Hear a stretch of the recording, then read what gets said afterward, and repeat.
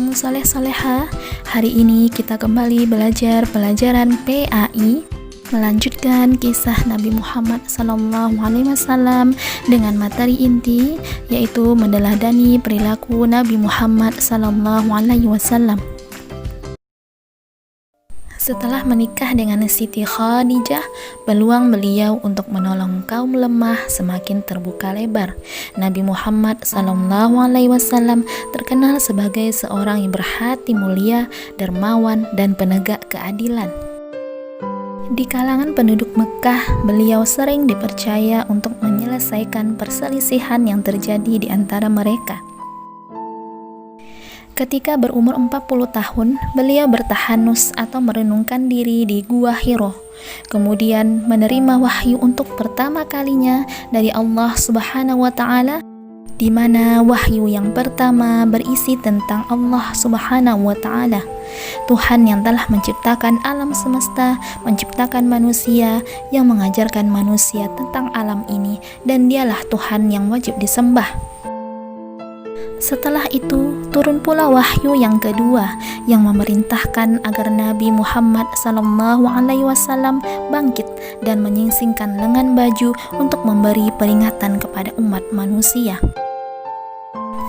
Maka sejak saat itu, beliau mulai berdakwah secara sembunyi-sembunyi yang dimulai dari keluarganya. Ayat yang berikutnya pun turun, perintah untuk lebih tegas dalam berdakwah, maka beliau mulai berdakwah dengan terang-terangan. Rasulullah mulai menyerukan kepada manusia untuk beriman hanya kepada Allah Subhanahu wa Ta'ala, Tuhan yang Maha Esa, dan percaya bahwa Muhammad adalah utusan Allah Subhanahu wa Ta'ala. Sebagian orang menerima seruan Nabi Muhammad SAW, tapi sebagian besar menolaknya. Sejak itu, Nabi Muhammad SAW mengalami tekanan-tekanan dan ancaman dari orang-orang kafir. Namun, hal tersebut tidak membuat Rasulullah SAW berkecil hati dan takut. Lalu mereka melakukan tekanan-tekanan yang lebih kejam lagi, seperti melempari Nabi Muhammad SAW dengan kotoran, memukul, bahkan berniat untuk membunuh, meskipun usaha mereka selalu gagal. Tidak hanya Rasulullah SAW, para sahabat dan para pengikut Nabi Muhammad SAW pun menjadi sasaran teror mereka. Begitulah perlakuan kaum kafir Quraisy di Mekah.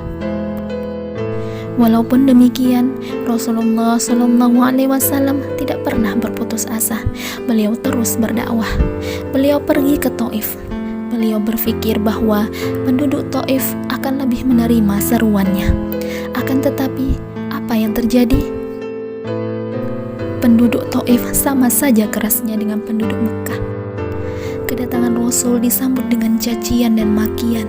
Mereka mengejek beliau dengan kata-kata yang merendahkan dan menyakitkan. Mereka melempari beliau dengan batu, sampai kedua telapak kaki beliau berdarah. Sikap kasar penduduk Taif ini beliau terima dengan penuh kesabaran. Bahkan sampai malaikat dari gunung Taif datang dan meminta beliau untuk menengadahkan tangannya, meminta kepada Allah untuk memberikan azab kepada penduduk Taif. Tapi Rasul tidak mau melakukannya. Beliau bahkan malah mendoakan mereka, sebagaimana diriwayatkan oleh Abdullah bin Mas'ud radhiyallahu anhu dalam hadis riwayat Baihaqi.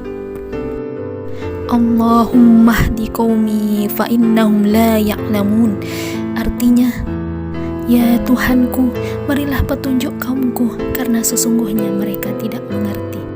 Masya Allah, sungguh Rasulullah memiliki pribadi yang sangat mulia, pribadi yang sangat sabar. Dikala banyak dari umatnya yang menolaknya, banyak dari umat yang tidak mau mengikuti ajarannya, Rasulullah tetap sabar. Rasul tidak pernah marah, bahkan Rasul tidak mau untuk mendoakan keburukan bagi kaumnya.